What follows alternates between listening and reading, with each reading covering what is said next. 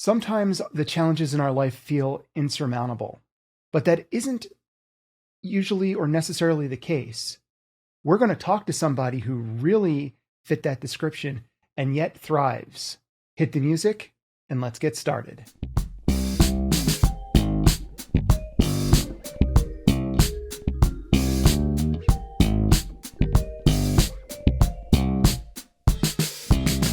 Joining me today is Dr.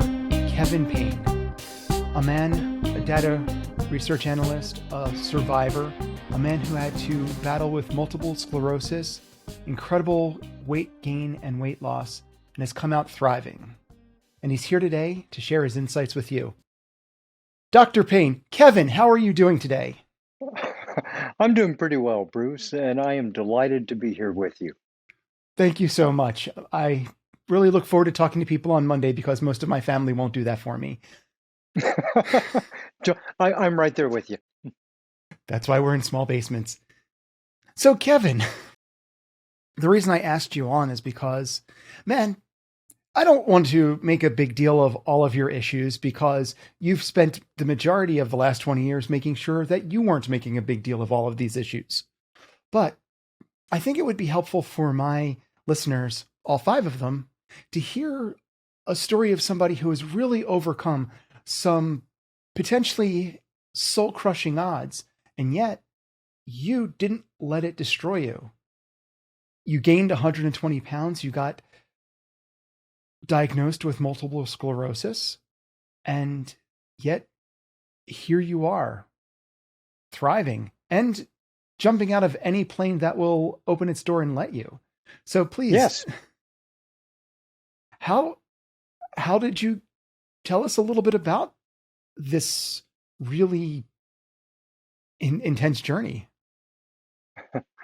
Um, people often have that sort of reaction to it, but for me, it's just my life. It's just what I've had in front of me, and for a long time, I'll be the first to admit, I did a pretty good job of failing spectacularly at what I wanted to do in my life. And that was really frustrating to me because I have all the book learning in the world. My doctorate's in sociology and psychology. I'm supposed to understand how people work.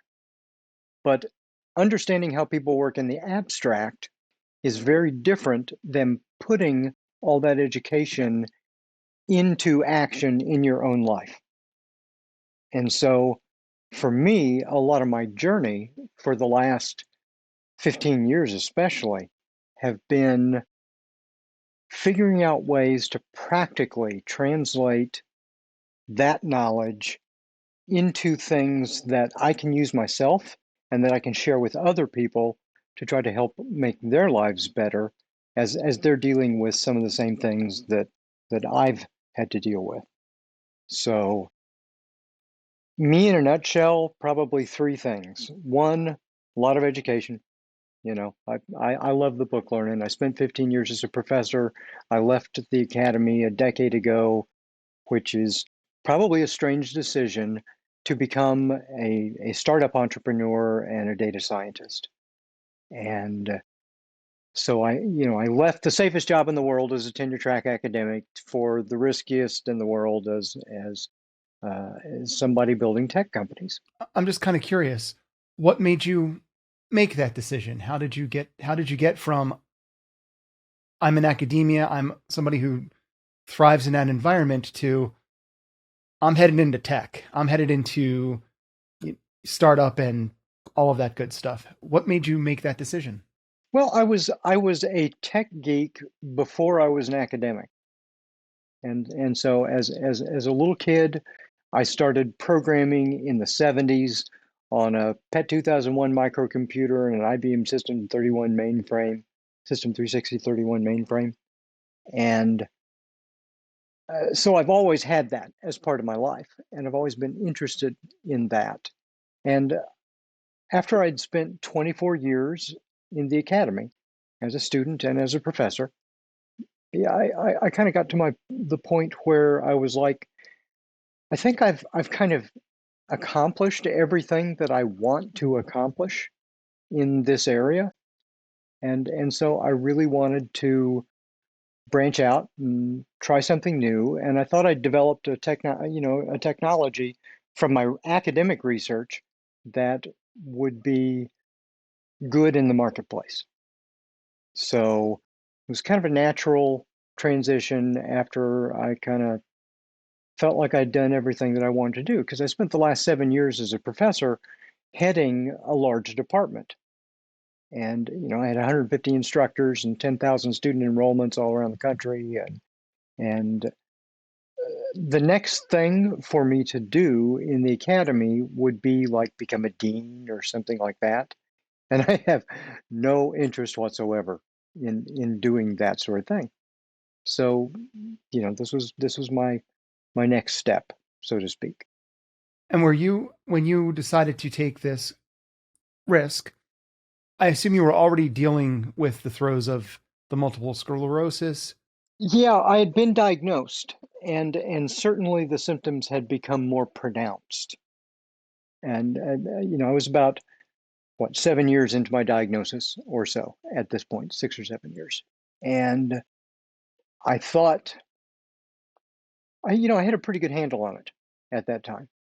And, in retrospect, if I would have understood just exactly how bad a turn it was about to take, I may have reconsidered my decision, because shortly after I did make that jump, we had gone through the stress of dealing with a wife who had almost died of cancer, and then my MS had gotten worse, and that triggered a really nasty exacerbation in me, and my symptoms flared up, and they flared up in ways that they had not before.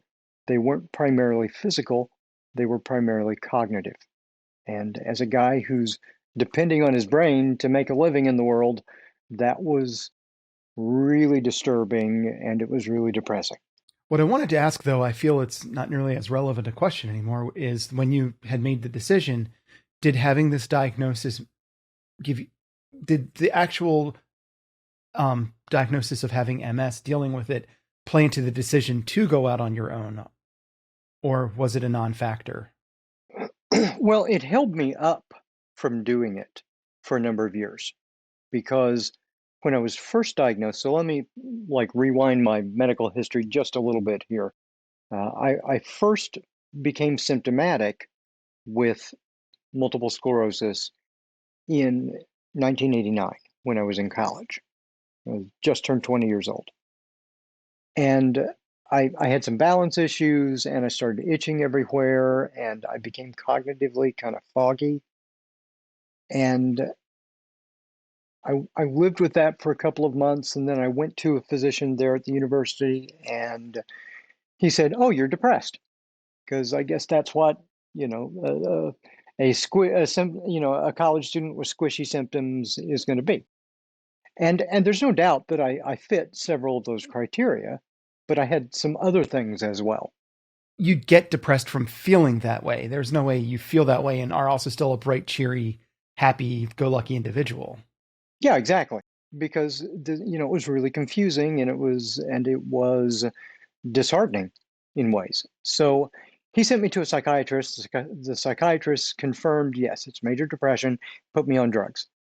We trialed, I don't know, 3 or 4 drugs over the next few months. None of them worked, so they tagged my case as treatment resistant and just kind of left it at that.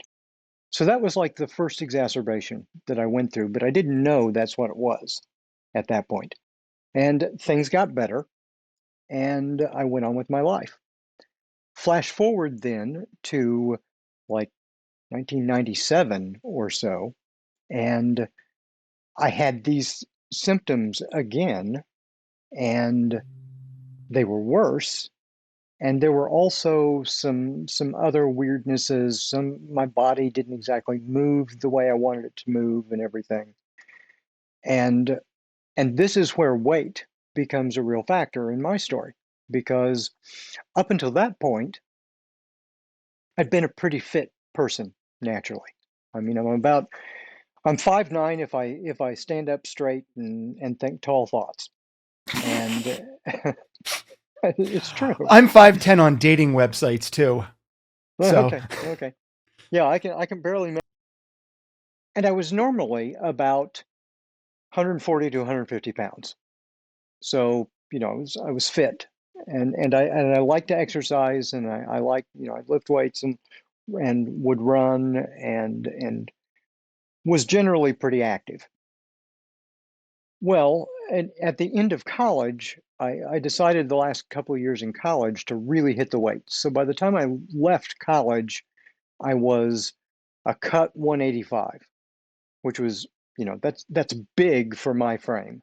That was, you gained 40 pounds of muscle. That's impressive. yeah, yeah. That's work. It was, yeah, it was. It was 3 hours of lifting weights every morning, and I was a young guy. What did I know? And so it was, like 27-inch waist, 46-inch chest, single digit body fat. And then I went on to work on my doctorate, and after a year or two, it was like I can't maintain that. So I stripped myself down to about a fit 165 or so. So then this exacerbation happens, and I get confused, I get depressed, I'm dealing with, medical fatigue at this point, but I don't recognize it as such.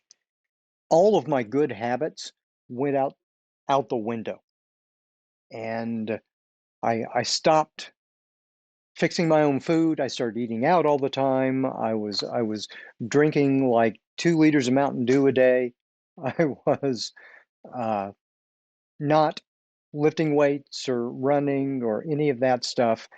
And over a period of about 2 years, I ballooned up to 260 something, you know? So that expanded my waist from a trim 27 to barely squeezing into a 46-inch pant. And I didn't even notice it at the time. I wasn't paying attention to myself. And and so one day in 99, I walk into my bathroom in the morning and I see myself in the mirror. And for the first time, it was like I really saw myself in years. Because we all carry this mental image of ourselves around in our heads, and sometimes that doesn't reflect what we're actually physically presenting to the world at that time. And so I was stuck in that, and I looked at myself in the mirror, and my jaw dropped, and I said, "Oh my gosh, I look like the guy who ate Kevin."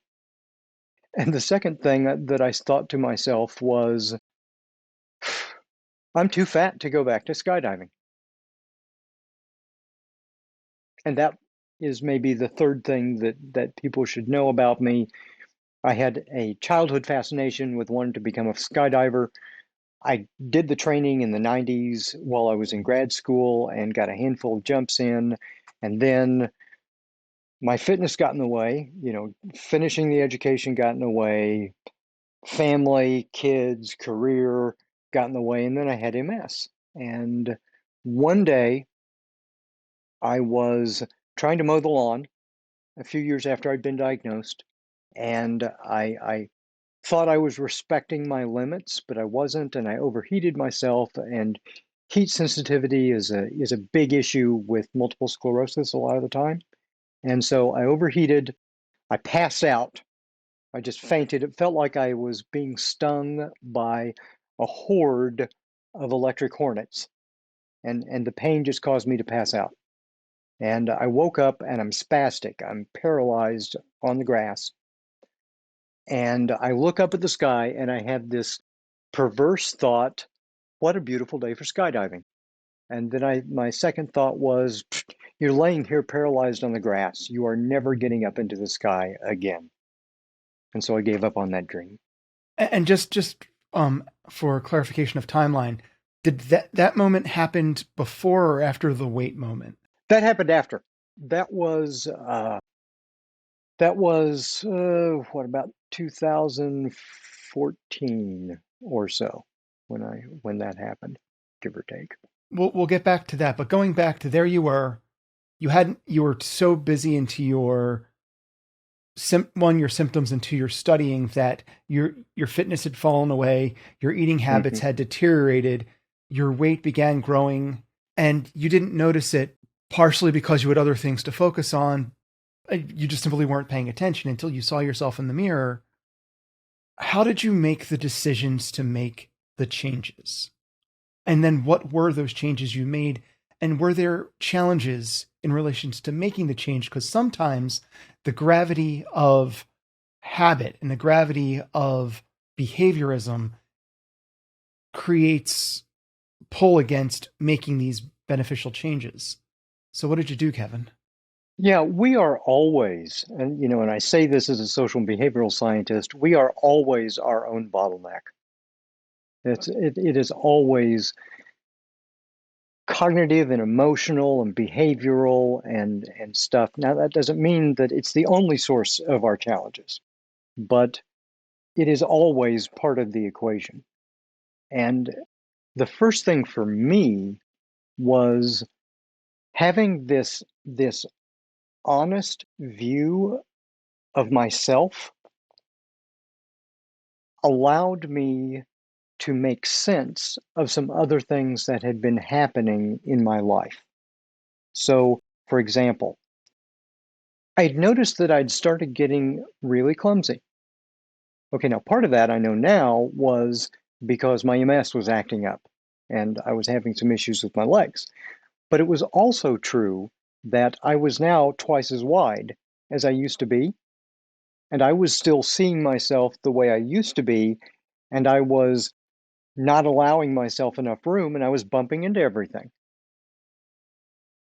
I also noticed that there's it was something, and it was really shocking to me in a lot of ways because I'd read the research about how there there is this fat discrimination in our society. Oh, yeah. So I was very well aware of the research surrounding it.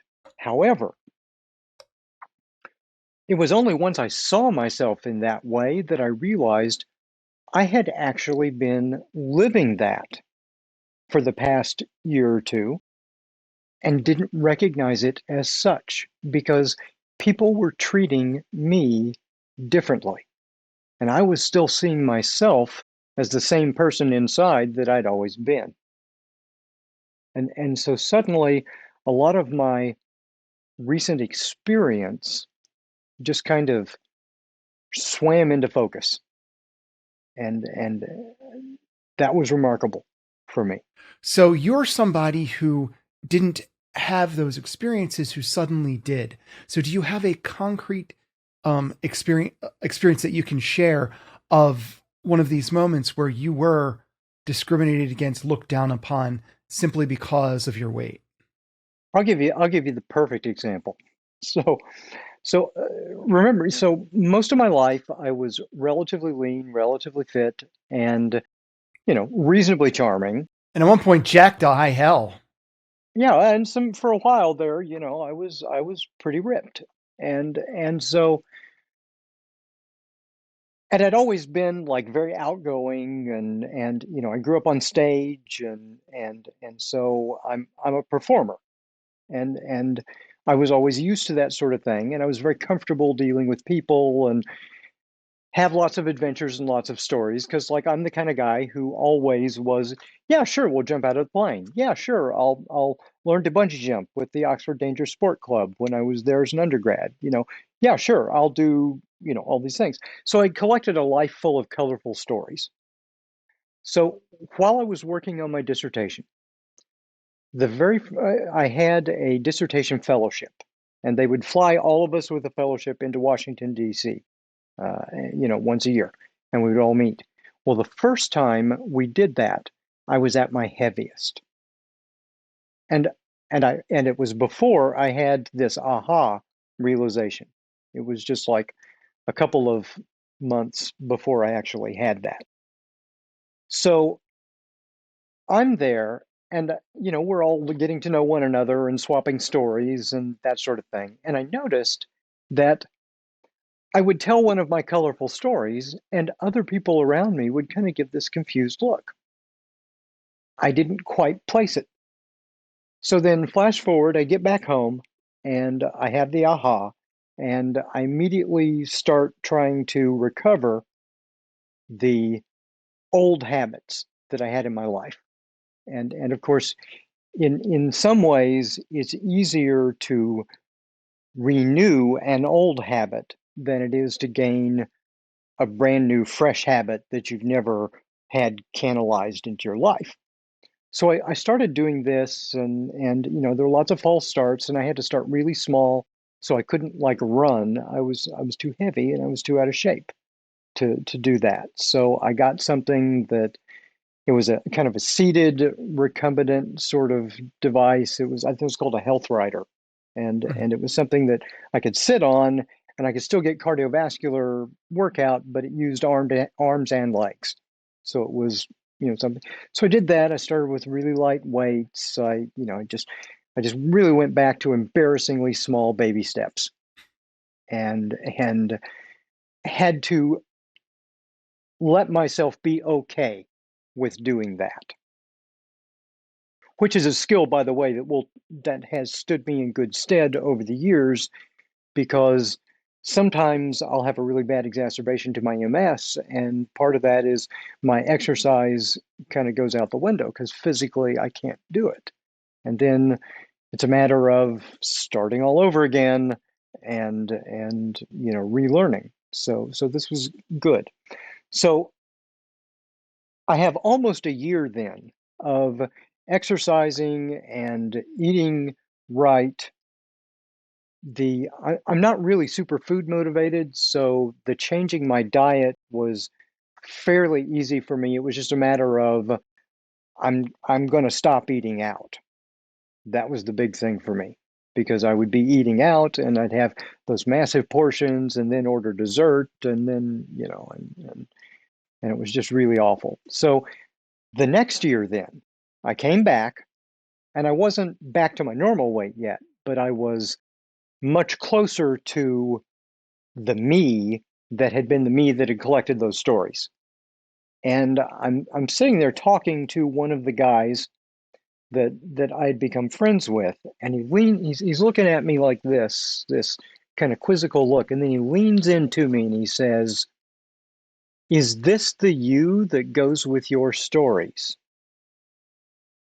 As if he couldn't imagine that somebody who was on the hefty side would be out there experiencing life. Right, because we're just in the kitchen. We don't have time. We're stuck in the refrigerator just eating everything we can. Exactly. And that's when it just really clicked for me. Yeah, that's what that bias is. And this is what it's like to live it. Because I'm not going to lie, the experience of not being able to use my bodies in the ways that I wanted to be able to use my body, that was really disconcerting. But it was just as bad the way other people reacted to me and somehow saw me as less than. Well, I congratulate you on being able to overcome and get yourself back on track. It's it's by far not an easy thing to do, though. I guess congratulations on not being very food motivated. I would have I've met people before in my life whom don't care about food, and I've always admired that, even though I know it's not something they had to have been born with it. I don't think you can really develop. It's luck of the draw. How long to get to the you that you were? It was about another year or so. So it was about 2 years up and then about 2 years down. So by the spring of 2002, yeah, I was back to a recognizable me at that point.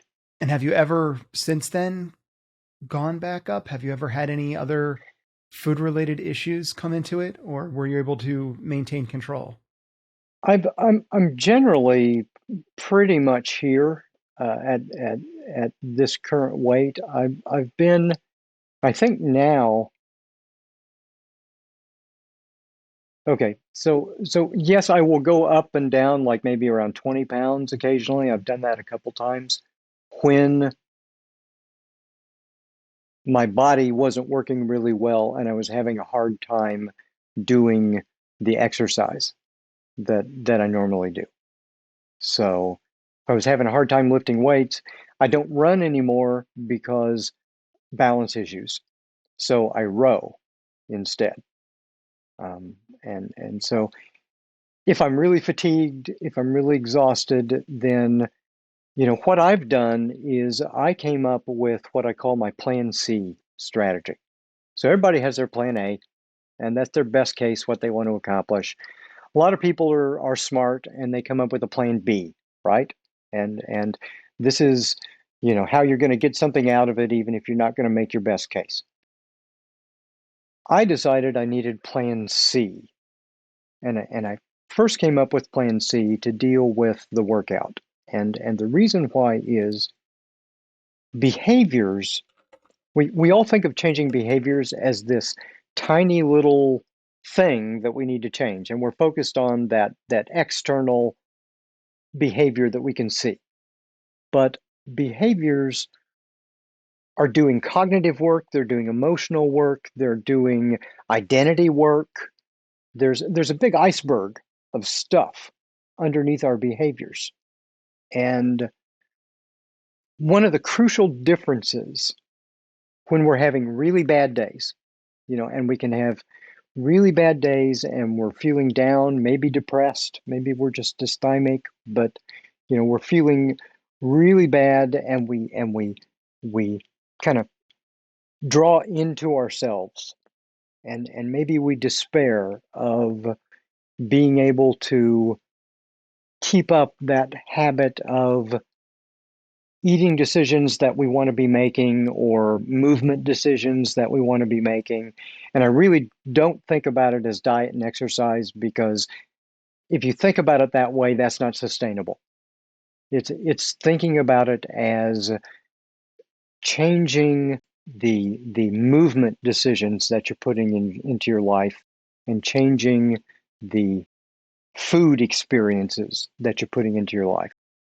So we can feel really bad and then we just give up that day and we do nothing, right?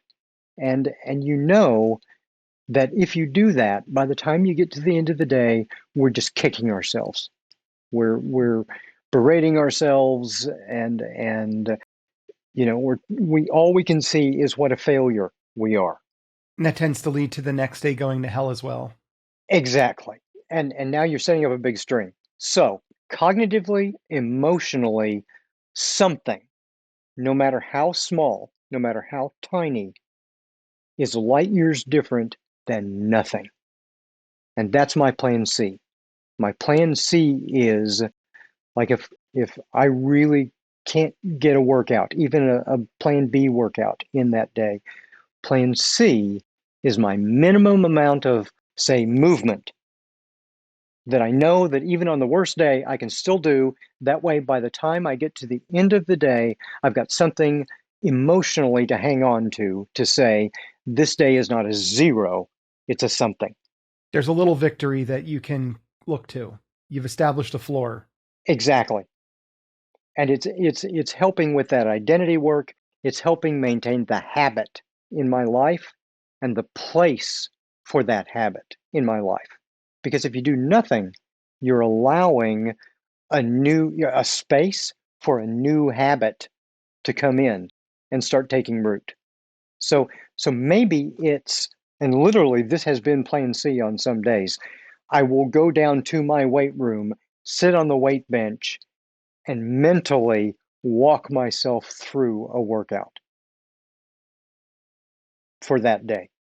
Because mentally and temporally, I've saved a place for that in my life that day. So you go down there, and even though you couldn't physically do it, you go down and you visualize it. You take the time that you were going to take, you don't just chalk it up as a failure and Hmm. then at least you did that much. You participated to a small degree. You still were there mentally. Right, right.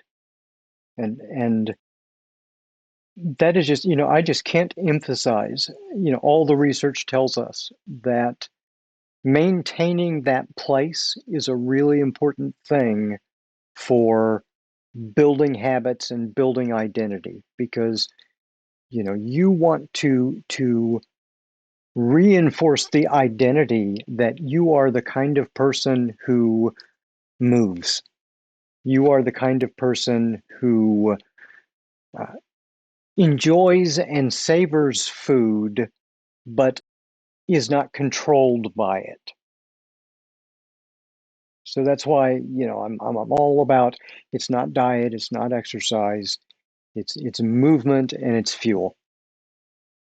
You've discussed how that visualization looks from the movement standpoint. How would give me an example from the food standpoint? Considering for Sure. most, I you know, even though working out gives you a hell of a lot of health benefits, weight loss is almost, well, it's primarily diet. It's almost completely diet.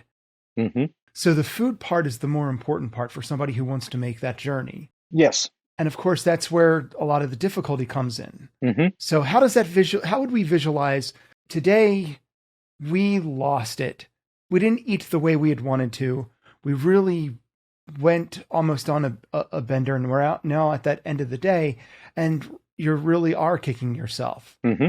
Hmm. How would that visualization work? Okay, so there's a couple of really, I think, important points here in what you ask. So the first thing is looking at not visualizing what you're eating, but how you're eating it. Okay?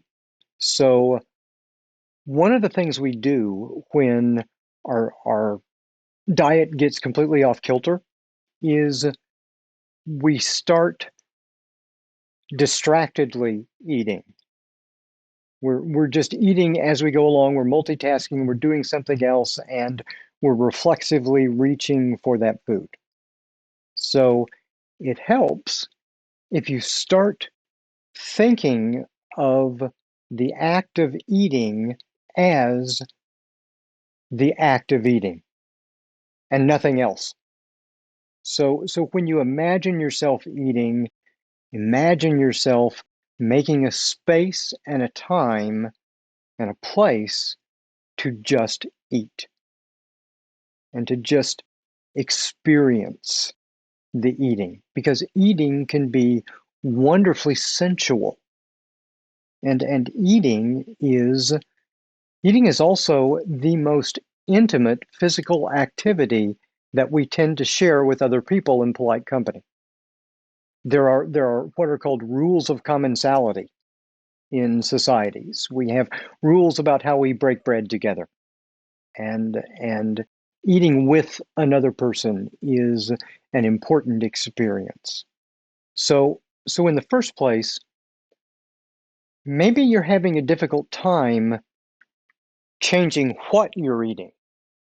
So focus instead, exert your agency on thinking about and then replanning how you're eating.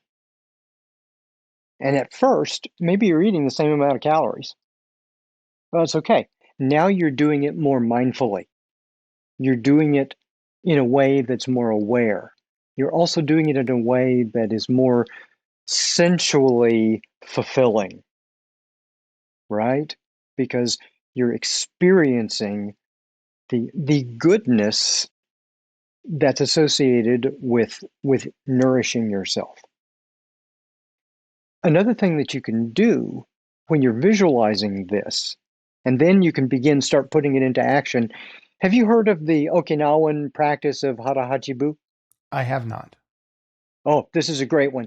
This is so good. So, Okinawa's, they're in the Japanese archipelago, Mm-hmm. and there's a tradition that they have around eating. It's one of those places in the world known as a blue zone, where people live to exceptional ages and tend to have not only good lifespan but good health span as well. And one of the things that they do is their diet, their dietary practices tend to be really healthy. Okay. And something they do is called hara hachi bu, or hara hachi bun me. And what it means is 8 parts full. And now we know that there is good medical and biological evidence to support this. So what does it mean? It means you eat until you feel about 80% full. And that means that you have to pay attention to yourself while you're doing it, right?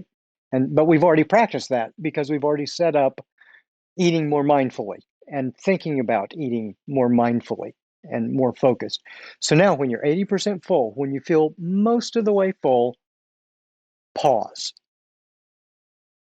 Just pause. Pause for about 15, 20 minutes. And you can still leave the rest of it there and go back to it if you want later. But pause for 15 or 20 minutes. And the thing that happens is, after that time, you will realize that you are actually physically full. And the reason why this works is because it takes a number of minutes for our stomach to update our brain with an accurate understanding of how full our stomach actually is. Especially with carbohydrates. Yes. So if you practice hara hachibu, eat till you're 80% full, do something else, or just sit there and look at it, you will realize, oh, I really am full. And you won't have as much hunger drive to keep eating the rest of it. If we can start by visualizing and changing the experience of eating, okay? So now you're not just eating for comfort, you are consciously experiencing the feeling of comfort that you're getting when you're eating, right? Not just distractedly doing it. Because we don't get as much out of any experience that we have if we're not focused on it. No, we just shovel it in and then we just come back and shovel more in later. Exactly. So if you're going to shovel something in, get the most out of that experience. And then once you've gotten the most out of it, you will find that you are more satiated cognitively, emotionally, than you would have been if you weren't paying attention to it while you were doing it. That makes a lot of sense. It's some very good tips there on trying to revisualize your eating in a different way, and some that I think that I would like to partake of. Yeah, it really does work for me. One of the things that I did when I lost that weight was I knew the research, so I was interested in making it a more conscious experience so that it wasn't something that I wasn't monitoring, that I wasn't paying attention to. It's like, we fill ourselves with empty cultural calories too all the time. We flip on the TV and we do something else, and it's empty cultural calories. Well, if you're going to consume them, be in the moment of consumption. There's nothing wrong with consumption. We can get ourselves all guilty, feeling wrong about consuming. No, humans have to consume. Consumption is part of being human. But let's focus on making that experience a quality experience that we value, and then we won't have as much drive feeling like we have to keep doing it and keep doing it and keep doing it because we didn't get as much out of what we've already consumed as we could have otherwise. Yeah, sometimes as a bit of a working thing for myself, when I'm going to sit down and have to edit or do something, I might spend 10 minutes beforehand just going through social media, going through TikTok and Instagram and all that stuff, and just concentrate, just go through it and enjoy it, and then put it to the side and then focus on the work, as opposed to going back and forth and not doing particularly great work, and also not getting too much enjoyment out of the media that I'm trying to consume. Yeah. So it kind of, by making it a very like appointment style concentrated, I'm taking this moment, this defined longer moment that I'm really concentrated on, it makes it easier then to focus on what I want to later afterwards. Yeah, and sometimes we feel there's some of these things that we want to do, and at some level we know they're kind of vacuous, and you know, and so we feel guilty about doing it. Well, no, Need the break. yeah, we need a break. We need a break, and humans need to feel happy, satisfied, functional, engaged, meaningful, secure. I mean, there are these core values that we have to feel, and just being happy, just enjoying something, that's really important. That's a value in and of itself. It doesn't have to be anything more than that, and we shouldn't feel guilty for engaging in something that's only that. I mean, that goodness knows, I have spent 11 hours of my life now in free fall. Now, there is no practical reason why one should spend that much time falling through the air. There just really isn't. I was trying to come up with a joke and I just failed completely. I have to ask though. So you know the amount of time, you know it's 11 hours. Mhm. Do you know the approximate distance? Have you like fallen the distance like halfway between here and the moon? I probably not. That's a very large distance. Yeah, no, it's not that, but it's almost 3 miles a jump. So 600 jumps, so 1800, about 1800 miles or so. So the continental US. Yeah, I mean, a long, long way. You fall in the continental US going lengthwise. And I'm still just getting started. This is because 600 jumps is enough to say I'm now an experienced skydiver. The training wheels are off, but I will probably never become an expert because you know, I started as a middle-aged guy with a neurodegenerative condition when I went back to it, and so I'm never going to be like a Red Bull guy, but I enjoy it, and I have learned to push my body in a lot of ways that I didn't think I could, and I think that brings to mind another thing that I think is really important with a cognitive shift with weight, and it was really important to me. It's never, ever, ever about weight loss. It's never about weight loss. It's always about fitness. And by fitness, I don't mean some kind of measurement you take in the gym. What I mean is fitness is always functional.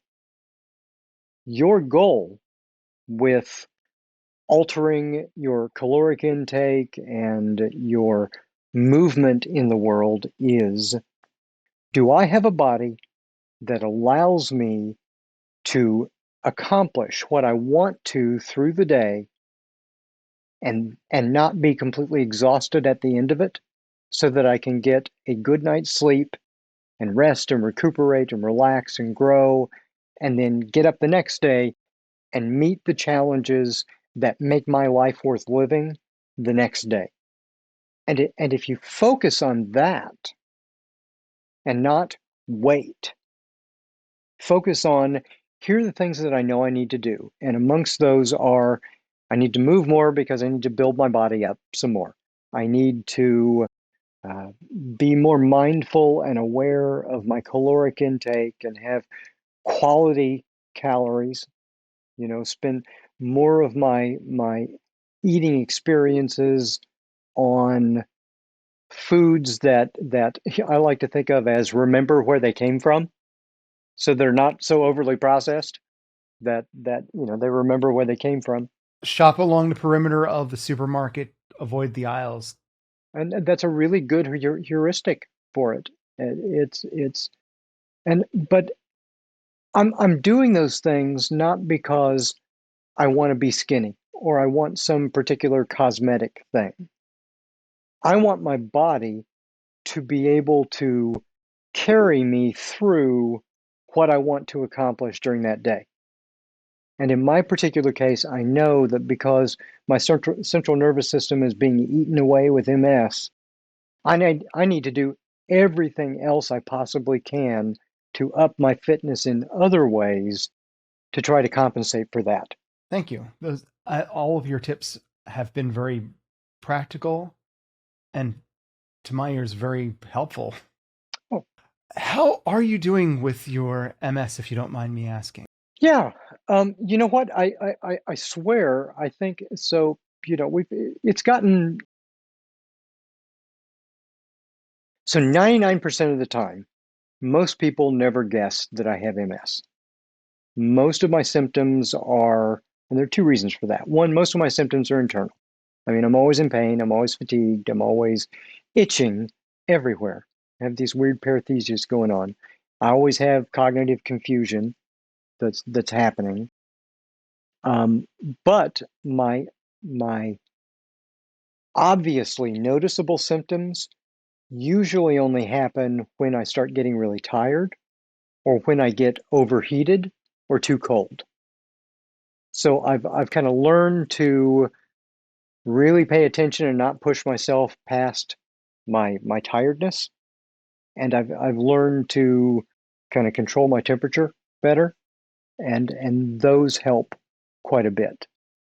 So in one way, for many years, I simply did not feel my legs at all below my knees. Wow. And that led to some colorful incidents. And I once embedded a 2-inch dagger of glass in my left foot and didn't even feel it until my kids told me about it. So, so about this time last year, after I had a little bit before that, so I'd logged around 500 jumps, and controlling my legs was a big deal for skydiving. That was one of my biggest challenges, and I noticed when I landed one day that I had some feeling in my legs for the first time in years. And I think probably it was because I have spent so much time in the previous couple of years, concentrated on trying to understand signals from my legs. And I think I got some neuroplasticity out of it. Now, it still is wonky, and it's at best, it feels like my legs are asleep, right? When you slept on something, and a lot of times they still are completely gone. But just to have a little bit of feeling in my left foot for the first time in years, that was amazing to me. I was so delighted. Yeah, I mean, there are things, it's always a challenge, and I would never want to suggest to anybody that it's, oh, you do X, Y, and Z, and then you're fixed. You're going to live a normal life. I'm not going to live a normal life. It's just not that. But for the most part, I have strategies that I'm able to mostly keep with most days, and I get something good out of that day. You have an amazing attitude towards it, I have to say. Um, I could only hope if faced with a similar challenge, I could even have half of your focus and positivity towards it. And I really,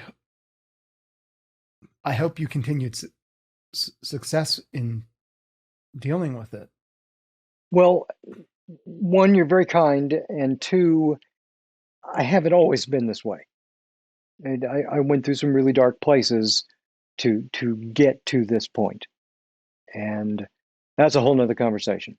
And it is still something that, I have good days and bad days, and that's okay. I don't dwell on the bad days.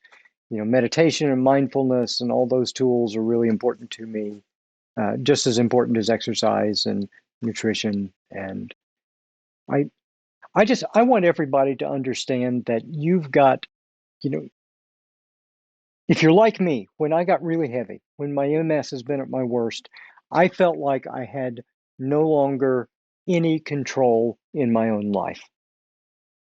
And that was disastrous. And there's still days when I feel like I don't have a lot of control in my own life. And we have to build our mindsets to the point where we can accept that sometimes we're going to feel like that, but that doesn't have to define the next day or the next hour or the next whatever it is. We can accept those feelings and not beat ourselves up over it, and say, yes, I've been there.